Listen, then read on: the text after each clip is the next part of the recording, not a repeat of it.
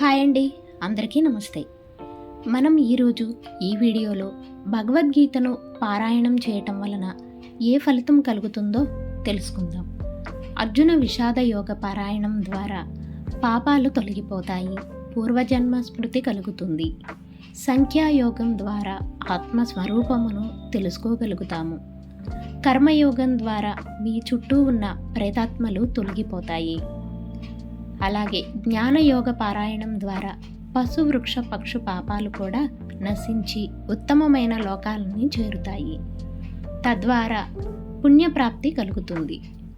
ఆత్మ సంయమం యోగం ద్వారా అనేక దానములు చేసిన పుణ్యఫలం లభిస్తుంది. విజ్ఞాన యోగం ద్వారా జన్మరాహిత్యము, అక్షర పరబ్రహ్మ యోగం ద్వారా సమస్త దుర్గుణాలు నశిస్తాయి.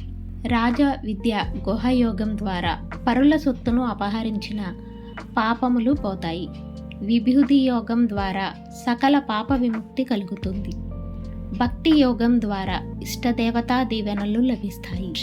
క్షేత్రజ్ఞ విభాగ యోగం ద్వారా సకల దోషాలు చెడులు తొలగిపోతాయి.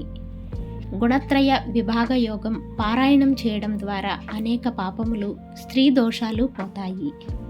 పురుషోత్తమ ప్రాప్తి యోగం ద్వారా సర్వ పాపాలు పోయి ఉత్తమ మోక్షాలు సంక్రమిస్తాయి. భోజనానికి ముందు చదివితే మరింత మంచిది. దైవాసుర సంపద్విభాగ యోగం ద్వారా అమిత శక్తివంతులు అవుతారు. శ్రద్ధాత్రయ విభాగ యోగం ద్వారా అనేక దీర్ఘ రోగములు నశించి క్షీణిస్తాయి.